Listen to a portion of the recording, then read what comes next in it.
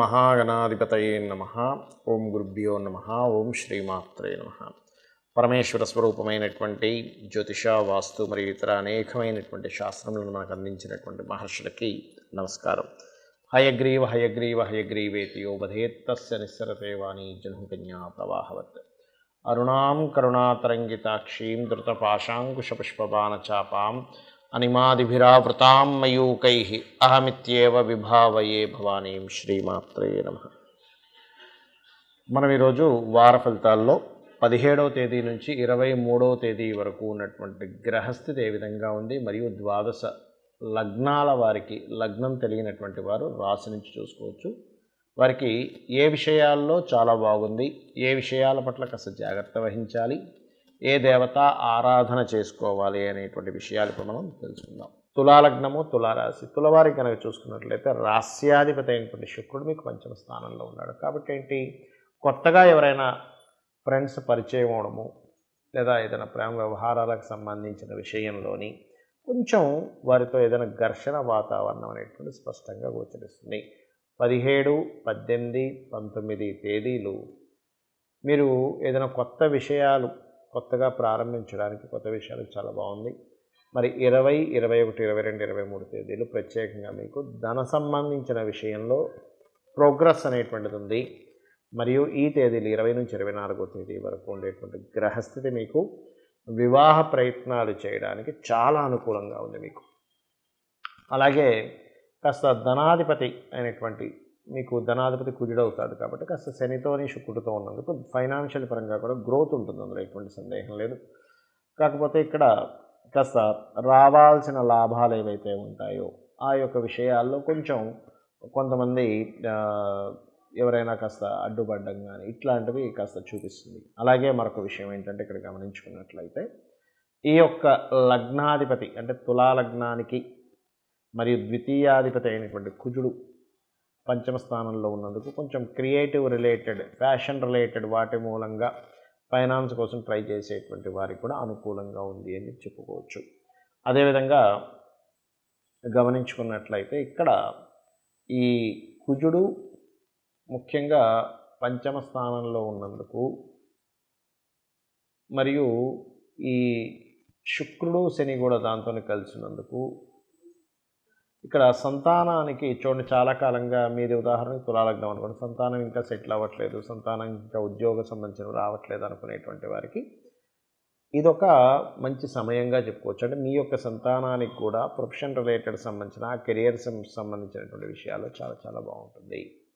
అలాగే ఇన్వెస్ట్మెంట్స్ చేసేటువంటి విషయాల్లో కాస్త జాగ్రత్తగా చూసి చేయండి. ఎందుకంటే 12వ అధిపతి భాగ్యాధిపతి అయినటువంటి బుధగ్రహము నీచ స్థానంలో వెళ్ళింది. కాబట్టి ఈ యొక్క విషయాల పట్ల కాస్త జాగ్రత్తగా ఉండండి.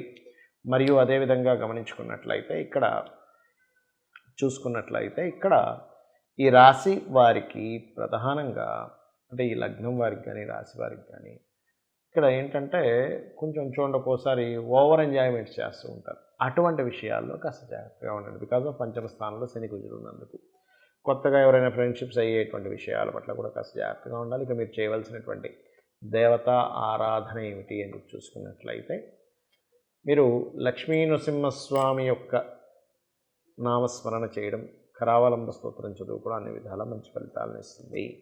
చాలామందికి జాతక చక్రంలో, అంటే జాతకం సంబంధించినటువంటి విషయాలు వాళ్ళకి తెలియదు. అంటే ఏమిటి, వాళ్ళ డేట్ ఆఫ్ బర్త్ కానీ టైం కానీ ఏమీ రాయరు. మరి అలాంటప్పుడు ఈ వారం ఎటువంటి విషయాల్లో ముఖ్యంగా జాగ్రత్త తీసుకోవాలి అని చెప్పి చూసుకున్నట్లయితే, బుధుడు నీచ స్థానంలో ఉన్నాడు, గుర్తుపెట్టుకోండి. బుధుడు నీచంలో ఉన్నప్పుడు వ్యాపార సంబంధించినటువంటి అంశాల పట్ల చాలా జాగ్రత్తగా ఉండాలి.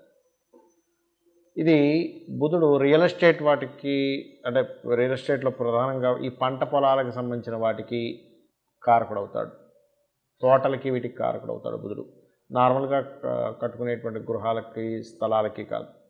అలాగే ఈ షేర్ మార్కెటింగ్ రిలేటెడ్ సంబంధించిన వాటికి కూడా బుధుడు కారకుడవుతాడు. బుధుడు నీచ స్థానంలో ఉన్నాడు. కాబట్టి షేర్ మార్కెటింగ్ రిలేటెడ్ సంబంధించిన విషయంలో అనేకమైనటువంటి ఫ్లక్చువేషన్స్ వస్తాయి, చాలా జాగ్రత్తగా ఉండాలి. అలాగే శని కుజ గ్రహాలు కూడా కలిసి ఉంటున్నాయి.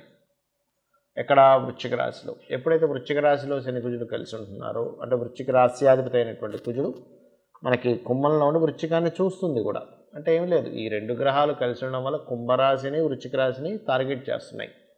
కాబట్టి వృశ్చిక రాశి అధిపతి అయినటువంటి కుజుడు, కుంభరాశి అయినటువంటి శని కుంభంలో కలిసి వృశ్చికం పైన దృష్టి ఉంది కాబట్టి వృశ్చిక రాశి కూడా ఎఫెక్ట్ వస్తూ ఉంటుంది. అంటే ఏమిటి, ఆ రాశి వారికి ఇబ్బంది కాదు, అక్కడ బాగా అర్థం చేసుకోండి. ఆ రాశి మీ లగ్నం నుంచి ఎన్నో భావం అవుతుందో ఆ భావం మీద ప్రభావం చూపిస్తుంది అని అర్థం. కాబట్టి వ్యాపారాలకు సంబంధించిన విషయాల్లోని మరియు షేర్ మార్కెటింగ్ రిలేటెడ్ సంబంధించిన విషయాల్లోని ఏదైనా అగ్రిమెంట్స్ రాసుకునేటువంటి అంశాలలోని అందరూ కూడా జాగ్రత్తగా ఉండాలి. అయితే ఇప్పటివరకు మనం చెప్పుకున్నటువంటి వార ఫలితాలతో పాటు మీ జన్మజాతకం కూడా పరిశీలన చేసుకోవాలి. మీ జన్మజాతకంలో మీ యొక్క తేదీ, నెల, సంవత్సరము, ప్రాంతము, సమయాన్ని బట్టి మీకున్నటువంటి గ్రహస్థితి ఏ విధంగా ఉంది, ఇప్పుడున్నటువంటి మహాదశ ఏం నడుస్తుంది, మీ లగ్నం ఎంత బలంగా ఉంది, లేనట్లయితే మీకు నడుస్తున్నటువంటి మహాదశ ఏమి చేస్తే మీరు ఇబ్బంది నుంచి బయటపడతారు అనేటువంటిది స్పష్టంగా మీ మహాదశానాథుడు కానీ అంతర్దశానాథుడు కానీ సూచిస్తూ ఉంటాడు. దానికి సంబంధించినటువంటి పరిహార మార్గం చేసుకుంటూ ఉండాలి.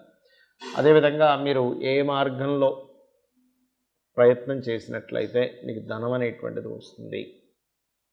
అలాగే మీరు నివాస గృహం కొనుక్కోవాలనుకుంటే ఏ సమయంలో కొనుక్కుంటే బాగుంటుంది, సంతాన అభివృద్ధి అవ్వట్లేదంటే వాళ్ళకి ఏ మంత్రం చెప్పాలి, వాళ్ళని ఏ దేవతారాధన చేసుకోమని చెప్పాలి. అదేవిధంగా మరొక విషయం ఏంటంటే ఇక్కడ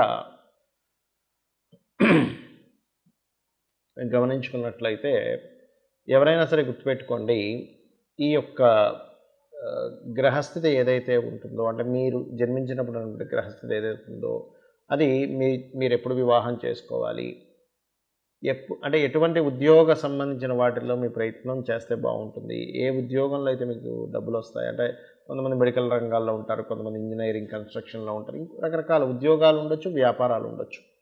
అదేవిధంగా ఇన్వెస్ట్మెంట్స్ ఎప్పుడు చేస్తే మంచిది, లైఫ్లో ఏదైనా హడ్డుల్స్ ఉన్నాయా, టర్నింగ్ పాయింట్ ఉందా అనేటువంటిది చాలా స్పష్టంగా మీ యొక్క జన్మజాతకం తెలుపుతుంది. కాబట్టి ఎప్పుడైనా గుర్తుపెట్టుకోండి, మీ జన్మజాతకంలో ఉన్నటువంటి గ్రహస్థితి ఏమిటనేది చూసుకోండి. మరి వార ఫలాలు, మాస ఫలాలు, పక్ష ఫలాలు, ఉగాది ఫలాలు చెప్పుకుంటున్నాం కదండి, మరి దీనికి ఏమిటి అని చెప్పి సందేహం కలుగుతుంది చాలామంది. కానీ ఒకటే గుర్తుపెట్టుకోండి, ఇది మన బయట ఉండేటువంటి వాతావరణం, బయట ఉన్నటువంటి సిచ్యువేషన్స్, బయట ఉండేటువంటి ట్రాఫిక్ అనుకోండి, మార్కెట్ అనుకోండి. అంటే ఏమిటి, ఈ గోచార గ్రహాలు వీటి మీద ప్రభావం చూపిస్తున్నాయి. కాబట్టి బయట ఇటువంటి మార్పులు ఉంటాయి, మార్కెట్లో ఈ ధరలు పెరుగుతాయి, లేనట్లయితే మార్కెట్లో ఇటువంటి సిచ్యువేషన్స్ ఉంటాయి, యుద్ధాలు వస్తాయని చెప్పడం అన్నమాట.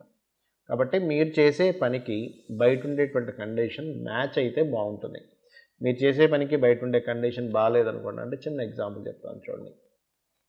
ఇప్పుడు బాగా వర్షం పడుతుంది, అప్పుడు మిరపకాయ బజ్జీలు ఎవరైనా వేసాడు వెంటనే అమ్ముడిపోతుంది. అలా కాకుండా మిట్ట మధ్యాహ్నం బాగా ఎండ ఉందండి, అప్పుడు మిరపకాయ బజ్జీలు ఎవరైనా అమ్ముదాం అనుకున్నారు, అయితే ఎవరు కొనరు, ఎందుకు, ముందే ఎండ. అప్పుడు ఏంటి, చల్లటి పానీయం ఎవరైనా అమ్ముతున్నారు వెంటనే కొనుక్కుంటారు. అంటే ఏమిటి, బయట ఉన్న కండిషన్ మీరు అమ్మేటువంటి ప్రోడక్ట్ కనెక్ట్ అవుతుంది.